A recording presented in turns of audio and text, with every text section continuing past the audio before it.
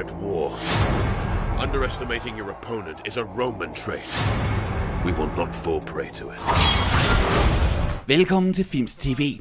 Den 4. marts tager Kanal 9 hul på den anden og næstsidste sæson af tv-serien Spartacus. En blodig, voldelig og våget tv-føljeton om den legendariske eks-gladiator Spartacus og hans opgør med slavernes romerske overmænd for omtrent 2000 år siden. Serien er ikke blot blevet kendt for dens voldelige kampscener, men også for dens våde sexscener og dens nærmest revolutionerende brug af computerskabte scenerier, som vækker minder om Zack Snyders 300. Udover de 3 sæsoner af serien, findes der også en enkelt prequel-sæson, som foregår før alle de andre sæsoner, og vi satser på at anmelde hele den underholdende føljeton på DVD og Blu-ray inden for nærmeste fremtid på Films. Og for nylig deltog Films som det eneste danske medie i en 90 minutter lang telefonkonference med seriens hovedbagmand Stephen S. DeKnight og 3 af dens skuespillere, Dan Feuerriegel, som spiller Spartacus' kompagnon Agron, Merrells, som spiller den romerske general Marcus Crassus, og Liam McIntyre, som overtog rollen som Spartacus, da hans australske landsmand Andy Whitfields, som spillede rollen i seriens første årgang, på tragisk vis døde af kræft. De 90 minutter fløj forbi, og selvom det hele foregik over telefonen, var stemningen virkelig god. Du kan høre hele telefonkonferencen inde på Films, bare klik på Films TV-fanebladet. Men her bringer vi højdepunkterne for samtalen, undertekstet og tilsat spændende klip fra den spændende tv-serie. My knowledge of Spartacus started and ended with the Kirk Douglas movie. So it was a daunting task, but once I started reading about Spartacus, I discovered that not a lot was known about him. So there was a lot of room for interpretation. And we had a lot of early discussions about what makes relevant today, since unlike the Kirk Douglas version, we didn't have the Red Scare, we didn't have McCarthyism or the blacklist or naming names. So how was it relevant? And the approach that I wanted to take was to explore the widening gap between haves and have-nots throughout the world, and really do a parallel with what I consider an economic slave class that's been created in modern days, where you have the extremely rich and the middle class has been, for all intents and purposes, obliterated, and then you have a working slave class that's barely getting by. And that's really the tack that I wanted to take. And a couple of seasons later, that's when Occupy Wall Street happened, which really brought this all to the forefront, and then Arab Spring. And it just really showed how relevant Spartacus still is. Well, I mean, for me, it was, it's completely changed my life. This show's been touched by such tragedy with the loss of Andy Whitfields, and in the same breath, my life has been completely changed, and there's so many moments in that last season where it's just truly humbling. I mean, like, nobody wants to have their big break, anything like that, but I guess early on I realized that, that was a decision that wasn't up to me in terms of, Stars wanted to keep going, and if I was the guy, then, I can either take it as this horrible burden and potentially ruin their show and ruin Andy's amazing legacy, or just say, all right, well, this is my responsibility to try and honour the fantastic character that he's done and try to create something different, but hopefully also special with what I can do. I mean, I was already a fan of the show, so I'd watched Andy's performance countless times, and so I always hoped that without trying to copy him, because I think that would just have been a fakery and people wouldn't have liked that at all. I could, be inspired by that and by the 60s Spartacus and by the struggles of people like, either myself or friends and around me that had, the hardship and just try to create a truthful, noble character in some way. I mean, I'm a massive nerd. I'm sure everyone can back me up there. So, like, yep. Thank you. Yep. I had no illusion. Like, I would hate me. Let's put it that way. If obviously it's not exactly something I haven't aimed to replace someone. And just the idea, if you're passionate about a show, you are resistant to change in some way, and I would be if I was watching. And if it was other people, I would have been resistant to that. And so I could have thought about that a lot more, but I quickly worked out that would never help anything that I did, and that would never help the show.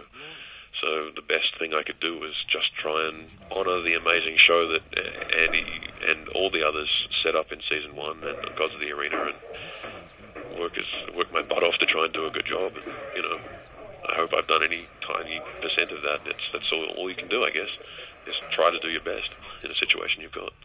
And we made a decision early on, because the question became, do we write the character differently for Liam? And I felt very strongly, no, we write Spartacus as Spartacus. Yeah, I'm glad you did. Liam will bring his own thing to it, his own passion, his own emotion to it, and we'll go from there. And Liam just grew and grew and grew in the character, and culminating in the finale, which I think after many, many episodes of doing fantastic work, the finale, Liam goes above and beyond. The challenge for all of us was to really, and for me especially, was to find a way to give Spartacus the victory that he wanted. You know, he wanted something from the very beginning, and I truly feel by the end he feels he has it. And that's all I wanted. And I feel that has been created in this show, and that's, I think, one of the things that I love about the finale that we get to. That characters get what they deserve, in a way, in many ways. For me, one of the most important things tackling this season is it's kind of like the sinking of the Titanic. Everybody knows how it ends, but it's how do you get there, and how do you have a satisfying experience for an audience that has followed you for 4 years when the ending is not exactly classically uplifting, I would say. That was really the biggest challenge, and having seen the finale, I think we carried it off quite well. It has all the power and the tragedy, but it is uplifting at the very end. We do stick pretty close to history. Now, that said, most people think Spartacus was crucified, which historically he wasn't. That was done in the Kirk Douglas movie. Interestingly enough, we titled the final episode of the series Victory, which has a slight tinge of irony in it. What I really wanted to explore is how do Spartacus and his rebels gain victory in the face of defeat, and conversely, how do Crassus and Caesar and the Romans suffer a defeat even though they are victorious. So victory is a very slippery word for everyone. My word and my will. You understand what that means? Yes, Father. Do you?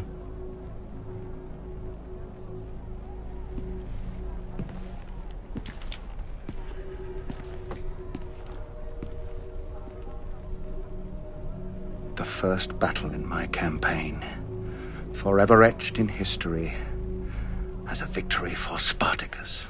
Father. He was not to be engaged until I arrived with proper force. Was command not fucking clear? As a lot of people probably know, Marcus Licinius Crassus is a real historical figure, an extraordinary figure amongst many extraordinary figures from Roman history. Far and away the richest man in Rome, and historically he was the man they turned to after Spartacus had defeated several Roman generals, and he was the only one to succeed. So as far as playing him as a villain, of course, for this series, of course he's going to be seen as the villain because he's the adversary of Spartacus, so therefore he's the villain. But I didn't think of him as a villain. I thought of him as a determined, passionate, patriotic, and self-interested Roman who was fighting for the Republic. I mean, they were under real threat. I mean, slaves outnumbered Romans 2-1 or something like that. So it was reaching a point where we're really in danger of losing everything. And Spartacus and his army could take over Rome and smash the whole thing. So, in that sense, I don't see him as a villain. Of course, he was extremely ruthless, but the difference between, say, a natural sadist, somebody who commits acts because they're inherently evil, and somebody who does something because they believe that they're strategically or tactically necessary, I'd put Crassus in that last camp. I always saw that you followed a rich tradition of what Stephen's written in Villains, that ultimately there's that awkward part that every viewer goes where that awkward moment where the viewer says, wait on, what am I going for? Because, I saw your Crassus as a man who, was ruthless, but ultimately was just trying to do what he needed to do to get by in a world that was equally tough for him, It's morally complex, just like life. It's more interesting, I think, to have a villain with a heart and a hero who's with a dark side, marred, Yeah, absolutely. But, I mean, I've always loved that about. Well, that's everybody though. That's life, Yeah. No one's just cut and dry. It's always grey and. Well, but I've always wondered about people when villains are almost written just as villains, because nobody wants to be a villain in their life. I presume almost everybody thinks of themselves as some sort of hero in some way. Everyone's doing, no matter how horrible you are, I'm sure. In your own worldview, you're doing the right thing for whatever reason, even if it's horribly marred in reality. Dan's my hero. Oh, damn! I tried. You're welcome, Simon. You've been a fantastic protege. Agron. I've got the T-shirt. I would like it to be remembered first and foremost that it was damn fun. That it was a joy to watch. Beyond that surface entertainment, I'd like it to be remembered as something a little deeper, something a little more powerful and moving. And I think when people see the series finale, that'll become more evident. It's a story that I think deserves to be retold again and again and again, and needs to be retold again and again and again, because no matter how far we go into the future, you can still look into the past. There's going to be oppression and repression, and there's going to be very powerful people who want to maintain that power by standing on the backs of the less fortunate. And I think Spartacus is just the absolute perfect historical story to give people hope. Also, if I can just say, I don't think stylistically there's any show like it. Great. I'd never seen anything quite like it. I mean, I know it was inspired by 300, but it went beyond that. We were all a little worried about, we very much were inspired by Zack Snyder's technological leap, the visual leap he took in making 300.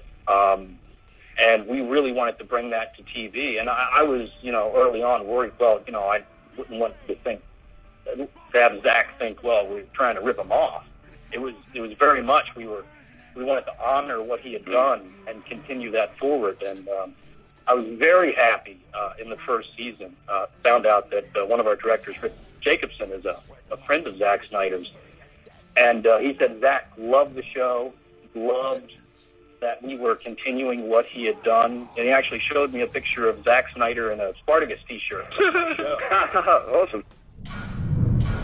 Husk, at du kan finde alle vores tidligere Films TV-udsendelser på Films under Films TV-fanebladet, og også på videovideo.dk, i iTunes og via vores gratis video-app.